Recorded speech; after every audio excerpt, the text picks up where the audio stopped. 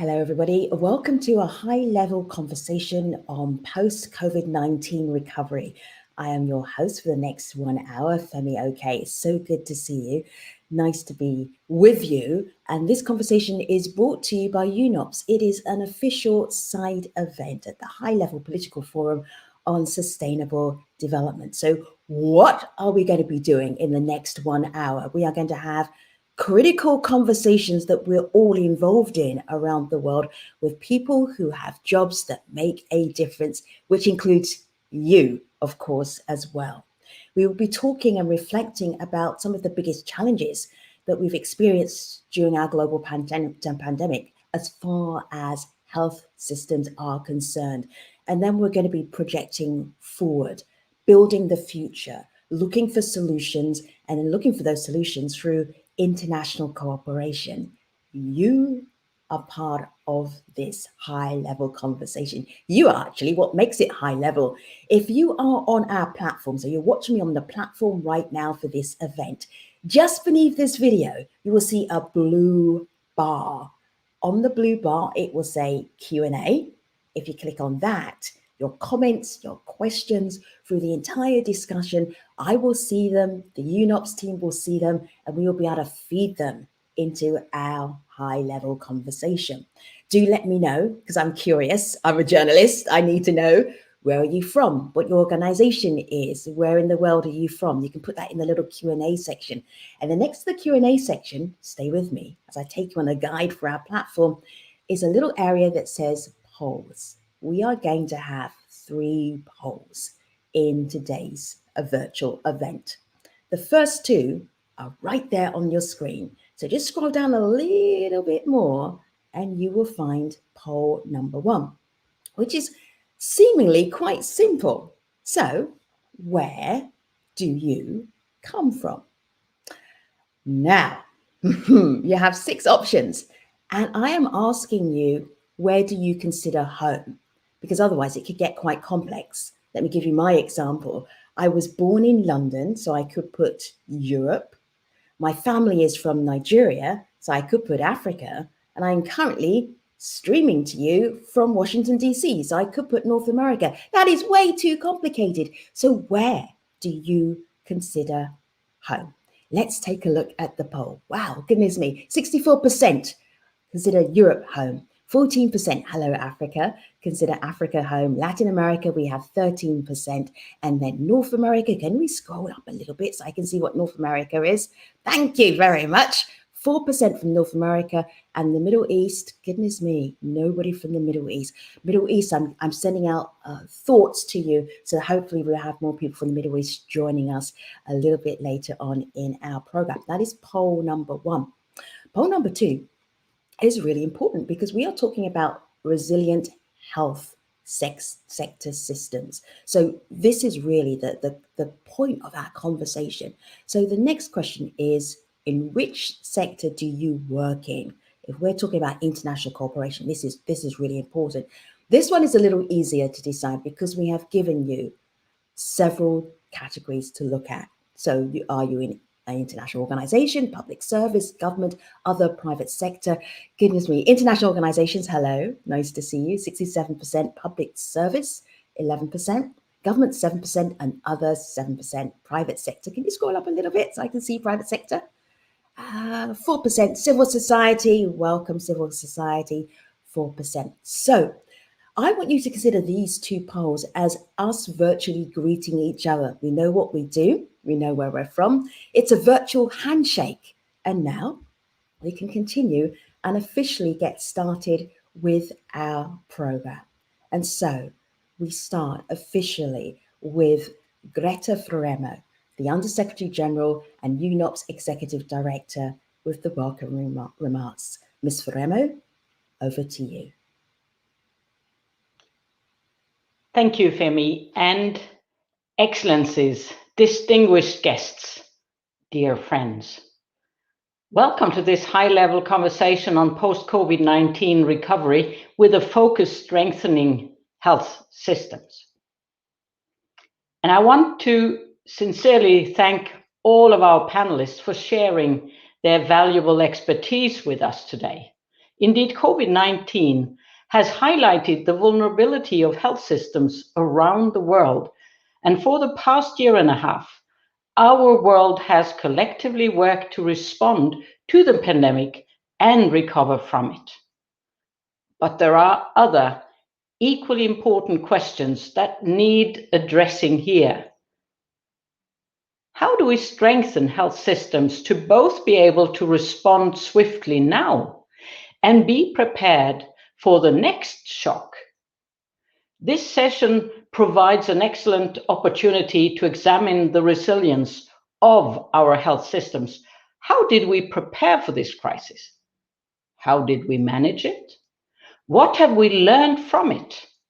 And how are we going to build on those learnings to build back better and cope better next time? And importantly, how do we recover in a way that puts us back on the right path towards the Sustainable Development Goals? I look forward to a truly productive conversation with all of you today on this topic. And I'll come back to tell more about what UNOPS has been doing, but for now, Femi, back to you. Part in our discussions.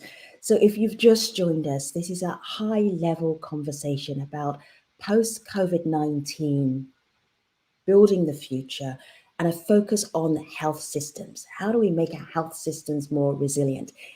On our event page, you will see a blue bar. Scroll down a little bit lower than this video. So just below me is a blue bar. And on that blue bar, you will see polls. If you scroll down a little bit more, you will see our next question, because you viewers are going to frame part of the conversation that we want to have. So one last poll for you. So we set the agenda. You set the agenda. What is the main challenge to strengthen health systems that the speakers should discuss today?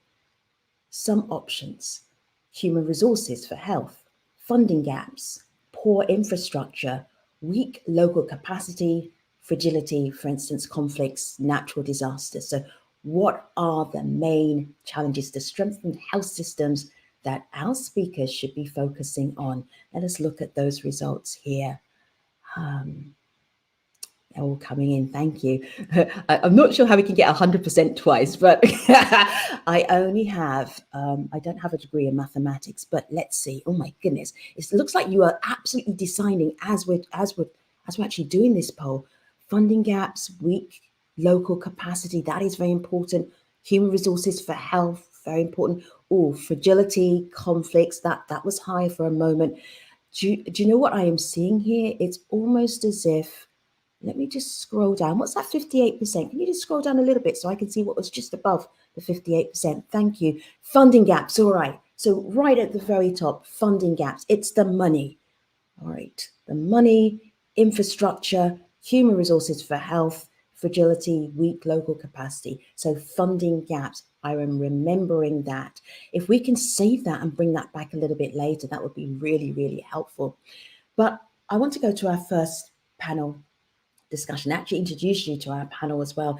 In our very first discussion, we are going to look at lessons learned and some of the biggest challenges from our global pandemic that we're in right now. We have some really distinguished speakers. Let me show you who we have coming up. Grete Faremo, I know you all recognize. We have the Minister of Health in Liberia. We have the Minister of Health and Social Protection in Albania. We have a Global Fund joining us and the European Investment Bank as well. Peter Sands and Thomas Östros will be joining us via video, but we go live now to our two ministers. It was so nice to see. I am going to get you to introduce yourselves to our international audience. So Minister Jallah, when people say, hello, what do you do? How do you introduce yourself? Please go ahead. My name is Dr. Wilhelmina Jallah, Minister of Health of Liberia, and also the chair of the Incident Management System on COVID-19 response. So currently, regardless of what I do to make sure that routine services continue and making sure that we are fighting COVID-19 or also to keep the country safe. Thank you. So good to have you in our conversation. Minister Manastirliu, so nice to see you. Introduce yourself to our audience. When people ask you what you do, I'm sure they're surprised when you tell them. Please tell us. Thank you, Femi. My name is Ogerta Manastirliu. I'm Minister of Health and Social Protection of Albania, and I'm very pleased to be part of this event and share with you what we're learning from COVID-19 pandemic. Happy to share with you what we have learned so far and how we can recover from this health crisis. Thank you. Thank you very much, Minister. Looking forward to speaking to you in a little bit more detail coming up in just a moment. Minister Jallah, I remember when the COVID-19 pandemic started to spread 15 months ago, and people were concerned, but they looked to Liberia and said, you already managed Ebola. You are mentally, I'm not sure practically, but mentally in a good space to manage COVID-19. What lessons did you learn from Ebola, and what lessons are you learning right now from COVID-19? Well, the lessons that we learned from Ebola was that we need to work directly with the community. We need to continue raising awareness and making sure that resources are available, because without resources, a lot of things that need to be done cannot be done. And so with the new coronavirus, in the beginning, things looked easy because we had the community under control. There was a lot of people that did not believe that COVID-19 because they did not see anything happening. But this new third wave that have hit the country is a little bit different. It came in with force, where you have people quickly getting sick and are quickly needing oxygen. So there's a whole new twist on how the coronavirus is hitting us. And so people are beginning to think corona now. I think they believe that corona really exists. And so this is now helping us to keep people wearing a mask. We see people abiding more by the health protocol and doing things that they did not do in the beginning of the COVID-19. Just briefly, Minister Jallah, how long did it take you to get to the point where the population in Liberia believed that COVID-19 was real? How long did that take you to convince your citizens? The COVID-19 started March of 2020, and people, I think, really started to believe in May of 2021. It took them that long. It took a year. Wow. Yes. All right, let me just bring in Grete. Grete, the role of UNOPS has been so critical in managing COVID-19, just managing it and then looking at recovery as well. Can you tell us a little bit more about how UNOPS factors into our global pandemic and how you are helping? Yeah, thank you, Femi. And being Under Secretary General as well as Executive Director of UNOPS is really helpful. As Under Secretary General, I was part of the Chief Executive Board headed by the Secretary General, putting together the COVID response and recovery plan.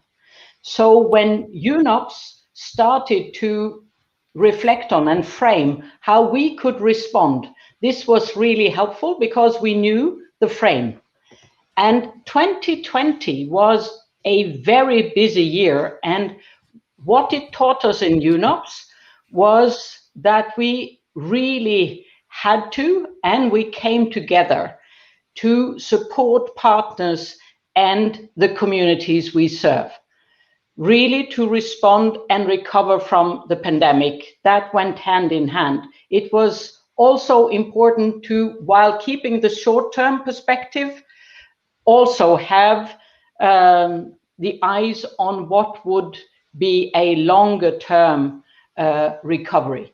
So last year, we actually reached record level numbers in our delivery. we delivered $2.2 billion of projects and services to our partners, and of which close to 900 million were directly related to COVID.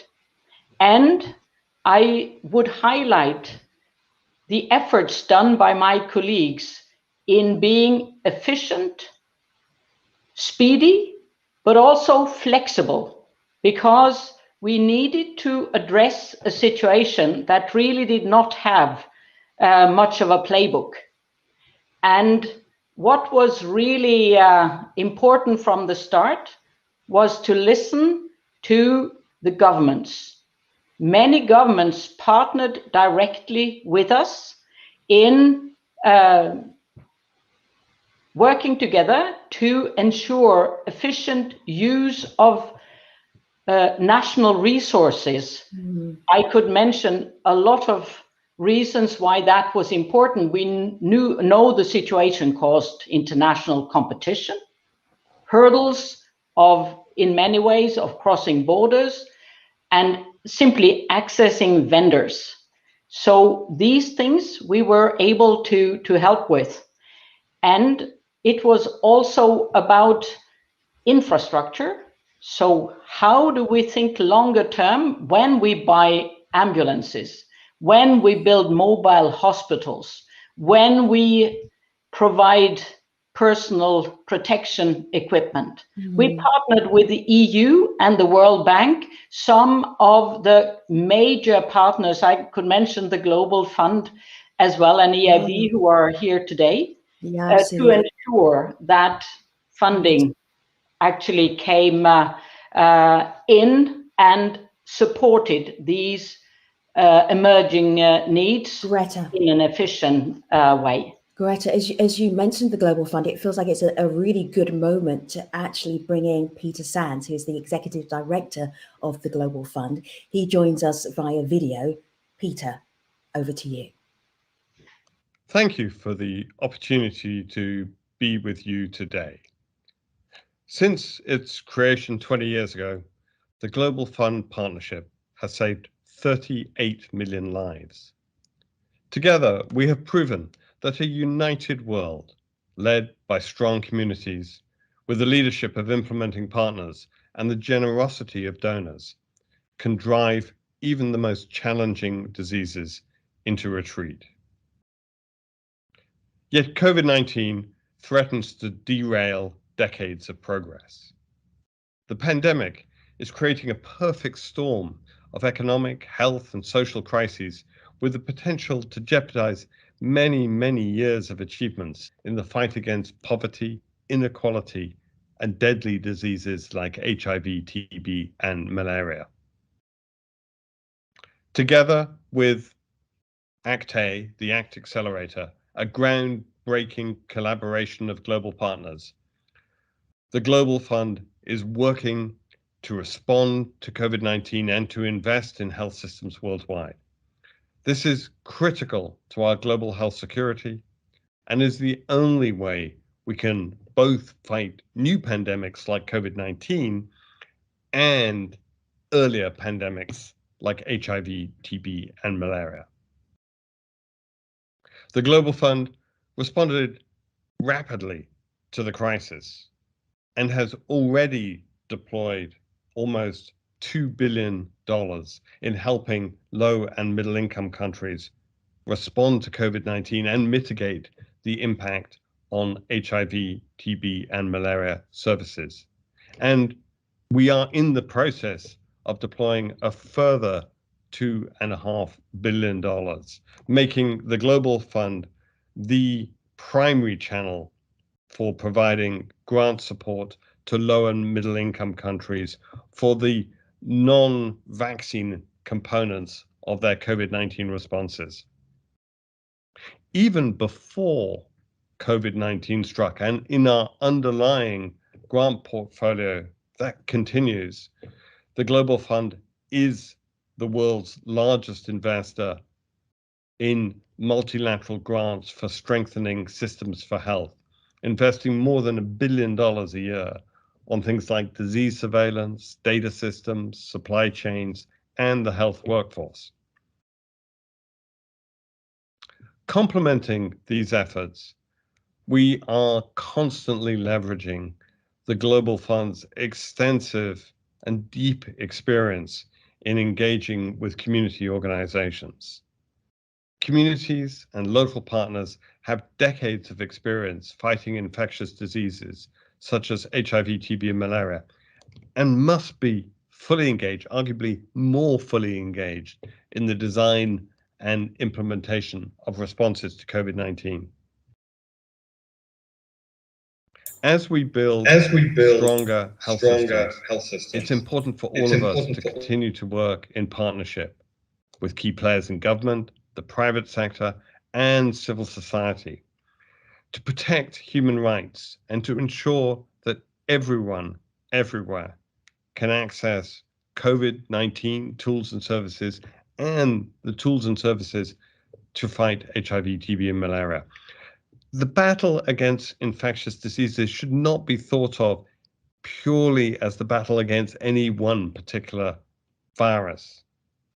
It's a commitment to leave no one behind and to ensure safe and fair access to health services and tools for everyone.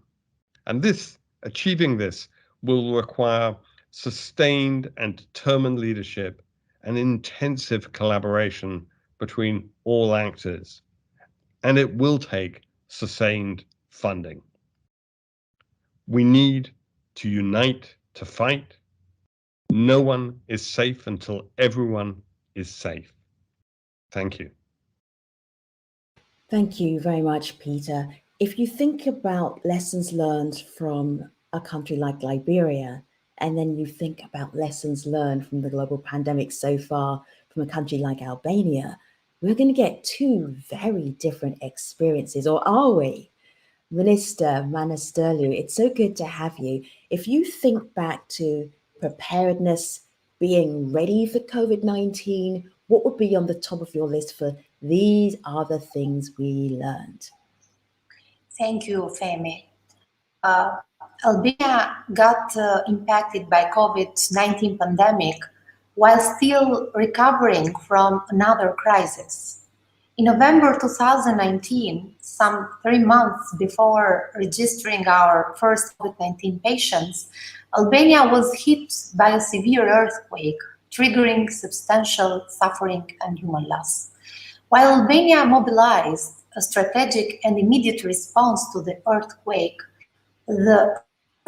experience also led to the revision and redevelopment of Albania's emergency preparedness and readiness plan, eventually facilitating a timely response to the COVID-19 challenges through public health safety measures and response and recovery strategies.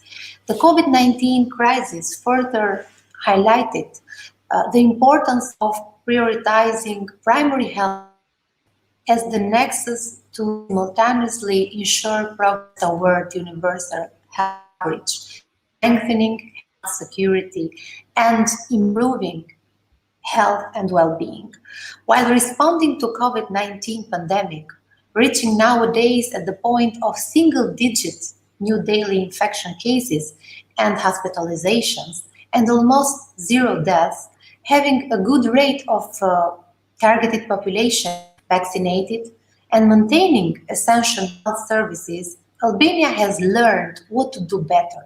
We have learned to engage better, meaningful engagement across different sectors with vulnerable and marginalized populations when developing and implementing legislation, policies, and programs to ensure that they met the needs of the community they are targeting and that no one is left behind. We have learned to assess more, ensuring up-to-date and disaggregated health data are available in order to effectively plan, monitor, and review programs and policies to help to guide investment in health and to support evidence-informed policymaking. We have learned to align smarter, ensuring integration and alignment of the 2030 agenda and the health and health-related SDG into national and subnational health and well-being plans, we have learned to accelerate more rationally, agreeing jointly on sustainable financing for health, strengthening the primary healthcare data and health information systems, determinants of health, equity, and leaving no one behind, innovative programming for vulnerable communities. We have learned to account more meaningfully, encouraging ongoing commitments with the stakeholders to promote and support all the people in need. There is a strong political commitment of the Albanian government to finance Albanian health and well-being priorities and to provide long-term sustainable investment in the Albanian health system. But not losing sight of the COVID-19 response, we have developed and implemented 4 consecutive strategic plans on COVID-19 preparedness and response. On the other hand, we have enacted the strategic document on the development of primary health care services, and we are currently designing the National Health Strategy 2021-2030 with the support of our development partners. Mm-hmm. So a lot of learned lessons. Mm-hmm. So many lessons. Yeah, several lessons. So many lessons. I feel like it would be a university course by itself of all of those lessons learned. Thank you so much. We do hear you. Sometimes your picture freezes, but audience, do bear with us because it's really great to have the Minister of Health from Albania with us in this conversation about resilient health systems and building the future from where we are now with a global pandemic and looking ahead. At the earlier part of our conversation, when we asked you what was going to be really important that you would like our speakers to address, funding and finance was right there at the top. Let me bring in the Vice President of the European Investment Bank, Mr. Thomas Östros. Welcome, Thomas. Ladies and gentlemen, dear participants and members of the UN family. It took a pandemic for universal healthcare to gain center stage in the policy discussions about development. The issue is straightforward, one would think. All countries signed up to the United Nations Sustainable Development Goals, thereby committing to universal health coverage, meaning that all people should have access to the health services they need, when and where they need them, without financial hardship. Unfortunately, the WHO tells us that, even before the crisis, only half of the world's population had access to essential health services. Needless to say, COVID-19 did not make things any better. It is now that we need to act. The 2030 Agenda calls to end poverty, protect the planet, and bring peace and prosperity to all. The decade of action is on. We need to urgently step up efforts and commitments if we want to see a recovery and finally achieve the SDGs as planned. This pandemic has exposed huge global investment shortcomings in the health sector, not exclusively but most notably in low and middle income countries. This gap can only be closed through large-scale investments in innovative solutions and services, and by a global cooperation supporting these. That's why international financial institutions, like the European Investment Bank, have an important role to play by tackling gaps in healthcare systems. With COVID-19, our support focused on innovative life science companies developing vaccines, tests, or cures for the coronavirus. We also provided early support to COVAX, which provides equitable access to COVID-19 vaccines for people in less developed countries. Pandemic preparedness and universal health coverage will also require significant efforts from the private sector. At the EIB, we have just launched a new initiative with the European Commission, SHIRA, Sustainable Health Industry for Resilience in Africa. SHIRA aims to support private sector projects that increase health manufacturing and supply capacity in Africa. Attracting finance for development impact is important too. The EIB issued its first sustainable awareness bonds dedicated to health last year. This is an instrument that can help bridge the investment gap and crowd in investors while providing transparency and accountability to the market. Basic services, innovation, fair access to supplies, partnerships.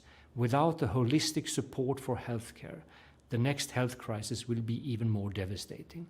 Let's keep the momentum built with the pandemic response for decisive action, and let us face these challenges together as a global community with global responsibilities. Thank you for your attention. I wish you a fruitful discussion. Thank you very much, Thomas. If you look just below the video on the events page for a high-level conversation about COVID-19 recovery and resilient health systems, you will see a blue bar. On that blue bar is Q&A. You click on the Q&A and you can put your questions in there, and our panel will be delighted to answer them. This is your section. This is your section of the program. So I'm going to mix in your questions, your comments into the rest of our high-level conversation. You are what makes it high level, as well as our health ministers, who are pretty important, and Under Secretary General Grete Faremo. I am going to bring all of our panel back, but I also first want to remind us of that poll about what you wanted the speakers to speak about. So let's put that on screen one more time so we can look. What is the main challenge to strengthen health systems that speakers should speak about? Funding gaps. Minister Jallah, are you experiencing funding gaps? That was right there at the top. Although funding gaps and poor infrastructure were vying for attention there.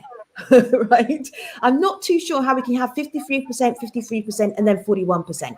That doesn't make any sense to me. But anyway, funding gaps regardless was right up there. Oh, now it's dropped down a little bit lower, probably because I'm talking about it. Minister Jallah, though, funding gaps, thoughts? Funding gap is very important because, for example, in the past couple of years, Liberia had a pool fund that supported the health sector. Today, that pool fund does not exist. So therefore, we are having a lot of challenges in terms of how different activities are supported. For example, drugs, just essential medication, you need almost 10 or 11 million dollars to provide drugs around the country.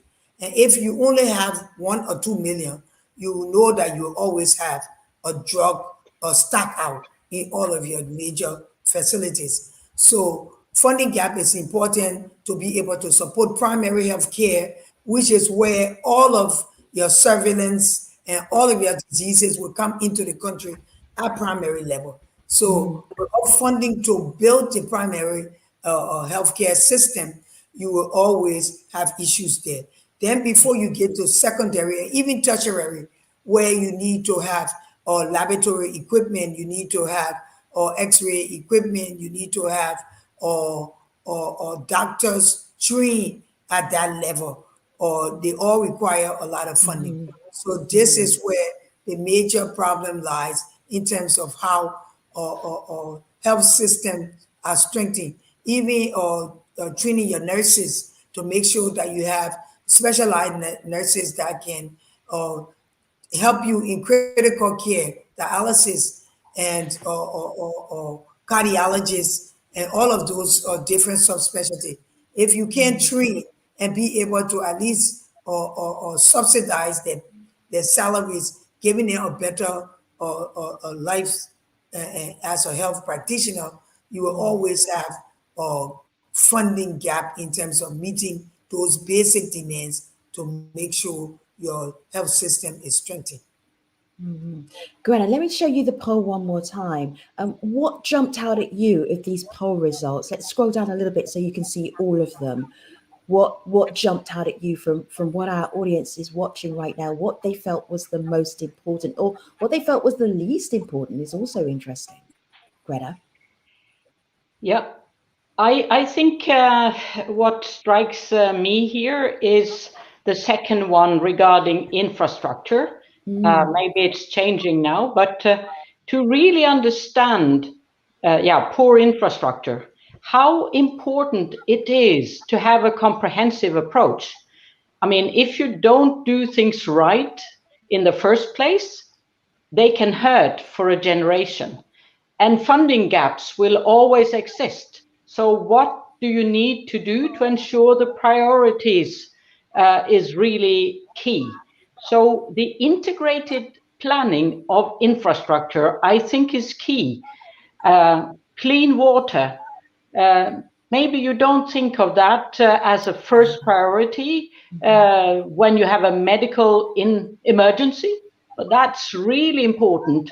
Energy supplies, telecommunication, education, these things need to be part of the integrated planning, and supply chain systems.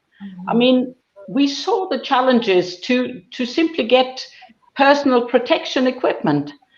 And where were the vendors, the agreements that would allow governments early access to those really life-saving equipments? So the learnings regarding supply chain systems were harsh, and this needs to be improved. And governments are key in ensuring that their citizens get the services they need, but international support and cooperation is also key. So how the UN can support through coming together, ensuring both short-term needs, but also, as I said, the long-term perspective is key. But clearly, infrastructure needs. Absolutely. Minister Manastirliu, what resonated for you in the poll?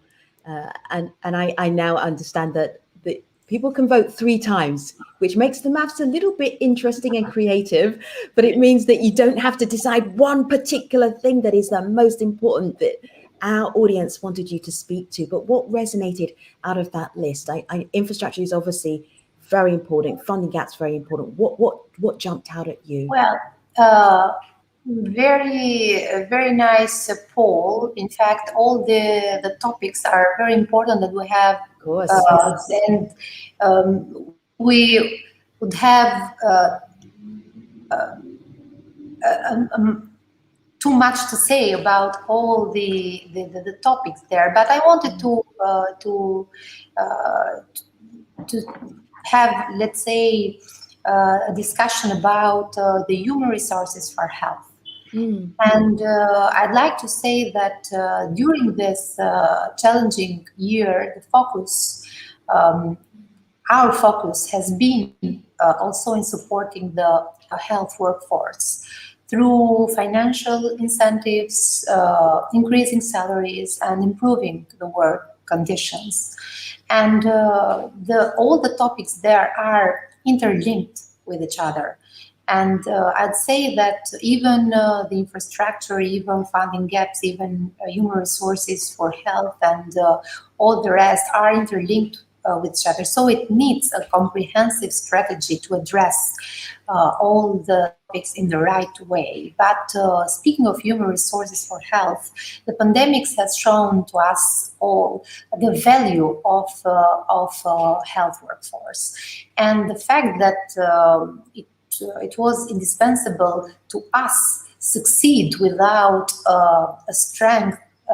without strengthening the healthcare force, without creating them all the conditions to perform their work, and without supporting them in the daily work, but also having in mind also the perspective of supporting them in the long term.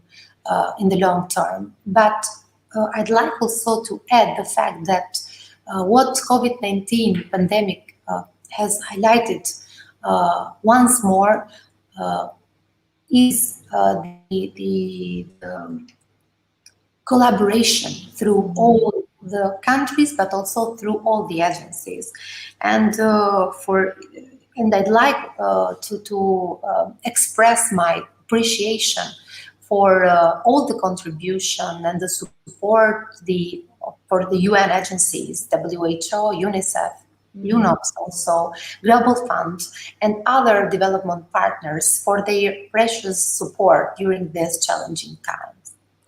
So, panelists, I am pushing you towards now. You're always thinking about what next, building the future. That is a key part of our conversation today, building more resilient health systems. So how do we work together better? That is what I'm thinking about right now.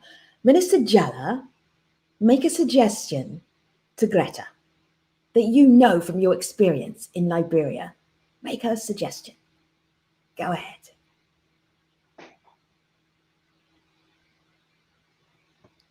Minister Jallah, are you with us? Are you thinking? Is this thinking time? Oh, yeah, okay. yeah.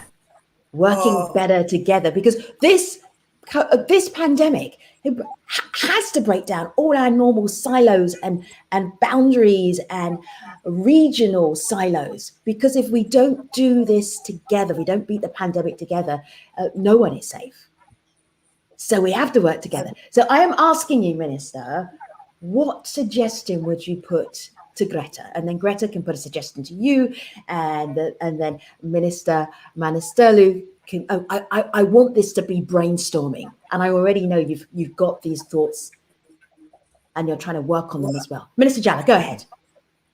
Okay, I believe that first you have to start within your own country, intersectorial, interministerial, putting all of that together. Then you need to work within your region. For example, we have in the African region we have the Mana River Union, followed by Wahoo. We need to work strongly within the area, in the region, to make sure that we're communicating well with each other.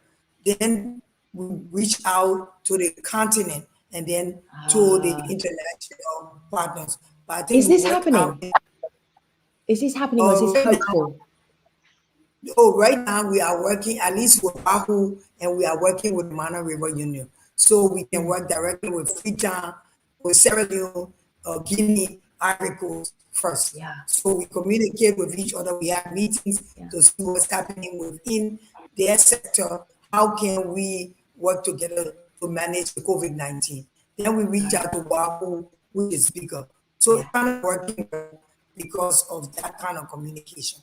I hear you. Starting local before you go further afield. All right. Minister Manastirliu, working better together, one solution that you know, you're confident will work. Put that solution to Grete and our audience, of course. I can say that we have already a great collaboration with all the UN agencies, especially with the UNOPS. Now we are working with the World Bank here in Albania with the COVID-19 project regarding the response to all the challenges, and UNOPS is helping us, is our partner in delivering faster all the content of this project regarding the healthcare infrastructure, regarding the emergency care operation structure, regarding all the increasing capacities for healthcare workers. So I like to add that for sure that this kind of experiences are very good to lead us in further solution and strategies regarding the future and how we can handle better even the post impact of the pandemic. And we have to manage now not only the existing situation healthcare, also So Minister Manastirliu, I'm going to ask you if you would just take your camera off, because then we can hear you better. Unfortunately, we have a poor connection, and we're so grateful that you're here. And sometimes we can have you on camera, sometimes we can't. If we take you off camera, I believe we'll be able to hear you a little bit better. Go ahead and do that just for now, and then we'll try again with you on camera in a moment. All right, okay. I'm going to just use this pause to start your questions. So, panelists, I have some really great questions from our audience that I would like you to answer swiftly and efficiently. I know that this is totally in your wheelhouse. Is it too early to say that COVID-19 has led to health systems improvements? Has there been progress in supplying medical equipment or strengthening infrastructure? So we're 15 months in. Have we seen a more resilient health system, or are we still trying to pull it together after a once in a lifetime, once in a century global pandemic? Grete, thoughts briefly. I think the jury is still out. Mm-hmm. A lot of things have become more smooth, and some partners have really stepped up and improved their delivery. But you can look at the access to vaccines. Clearly, there are challenges, and also regarding how this plays into strengthening national health systems will take a while before we see actually outcome from the present situation. Minister Jallah, I'm going to ask you with complete candor. Have you seen health systems of your neighbors or of the health system in Liberia? Is it better now? Or are we having to, or would it better maybe in 5 years' time, but it's not better now? I'm struggling to think how it would be, but that's a great question from our audience. Yeah, I don't think it's better now because, like we said, right now we have no vaccines, and we need vaccines. So there's a lot of, and the pandemic changed from the beginning, and it changed to where people need more oxygen. So I think we still need a lot of things before we can say the health system is ready. Minister Manastirliu, the final part of that question was, has there been progress in supplying medical equipment? From Albania's perspective, what would you say in response? I'll come back to the minister because we're having challenges with our connectivity, but I'm so happy that she's here with us. Question number 2. Thank you, speakers. You're doing really well with these questions. Thank you, audience. You can continue to bring your questions in. How can the UN, together with other partners, better support government initiatives in pandemics like these? I've seen pandemics, not just pandemic, but pandemics. Grete. I listened with great interest to the minister's focus on national priorities. I think they always are key, and the focus on what we can do at country level has improved, I think, and been strengthened from the UN perspective to bring initiatives to scale. I think we need to develop new partnerships. And I think that was what the sort of Agenda 2030 and the Sustainable Development Goals are about. Looking at health infrastructure, that will require the big money. How do we work together to develop new mechanisms where we bring new partners to the table? Obviously, also from the private sector. This is where an organization like UNOPS can be key, where we can be the facilitator of building these new mechanisms to support governments in their challenges and their priorities. We already do that in the energy sector. We also have affordable housing coming up. Health infrastructure is our third pillar. I think the big money, as I said, required for this will call for new partnerships, new mechanisms. Minister Manastirliu, how can the UN better support government initiatives during pandemics? Actually, as I mentioned, we already have a great collaboration with the UN, but stressing what as mentioned is that we have to find a new mechanism in order to strengthen our collaboration together. And why not putting in the focus all level of partnerships and also private and public partnership in order to improve the healthcare system.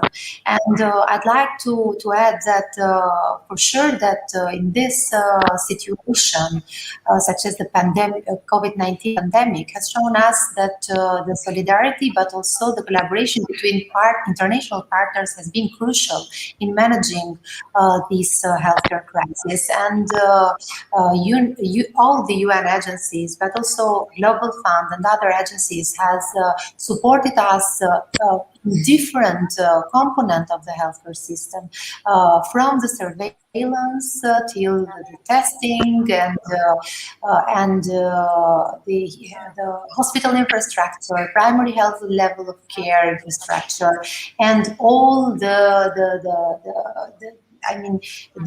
level of services that has improved in this year of a pandemic. So also to respond to the first question, yes, I believe that now we have more resilient healthcare systems, despite the fact that yes, we know better our, but also we are know better also the strengthening, the strength of the healthcare system. And one of the main focus that I'd like to say is the partnership and the collaboration that we have created in this last year. Mm-hmm.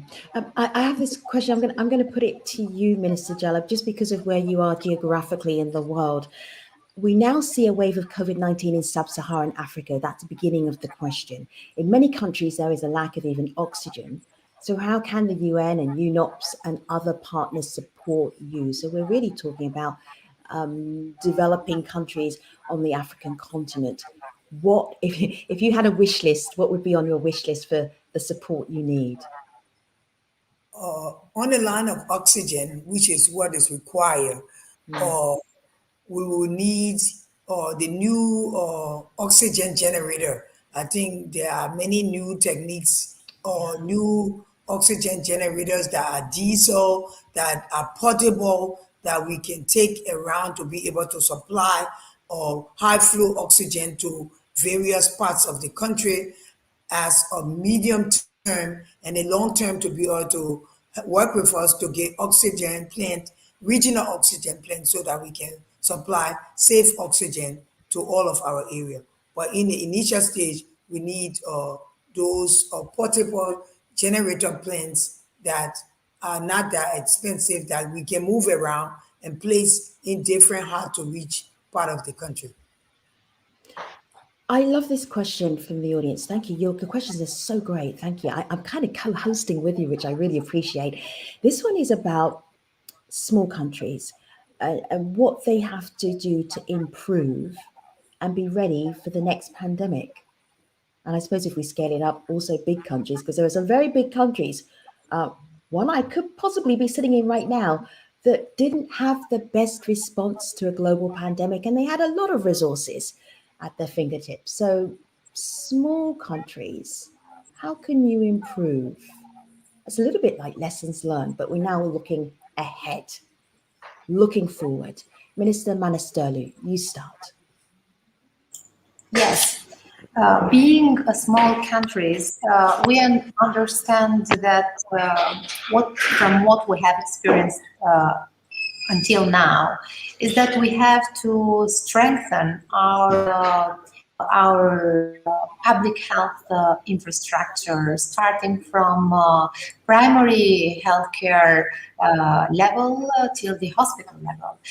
We have to make sure that we have this plan, preparedness and response plan for the next emergencies. As I mentioned in the first question, I believe that what we have learned from from the emergency crisis, from the earthquake, and also from COVID-19 pandemic crisis, is we have to build back better in terms of resilient healthcare systems, but starting from the primary level of care, from strengthening surveillance, strengthening the public health mechanisms, and also to strengthen also the liaisons with our with the countries, with our neighbors, and also with our development partners. Minister Jallah. For us, I think one of the things that we need to strengthen would be the port of entries, because most pandemic will start with other incoming people. It's not starting in the country, it's coming in. So we need to make our port of entry. That's a very good point. Yeah. Stringent. Our surveillance system have to be up, making sure that we catch everything that come in. For us, supply chain, our lab should be decentralized, or we should have IPC materials in stock, because those are the things that gave us a hard time. Keep people well oriented, because people tend to forget different measures, and just keep highlighting to our different communities, bringing them information on what this pandemic is. Let them understand, and once they understand, they can help you to fight. I am going to give you a moment, speakers, to panel, to think up the sentence you want to leave us with.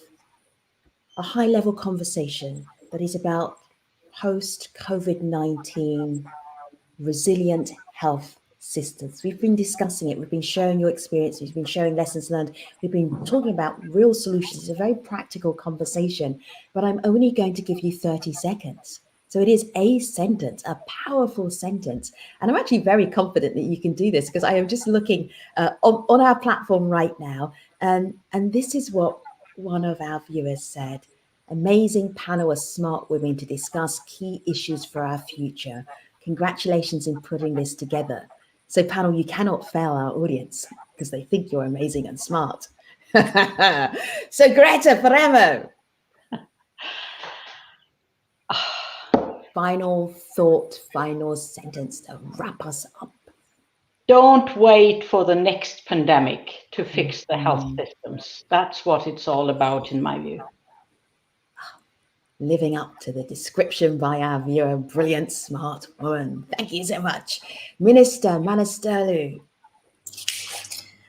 Well, nobody's safe until everybody's safe, said Dr. Tedros Adhanom. So I'll put this on the emphasis of this political forum. Thank you. Minister Jallah. I would say we all should re-energize and be prepared for whatever that will come again, so that no one should die in this new or any other pandemic.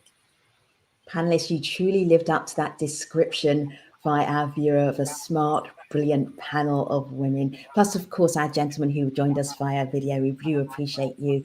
Thank you for watching. Thank you, panel, for bringing your experiences so that we can have a high-level conversation. Really appreciate you. And now for all of us, let's build the future.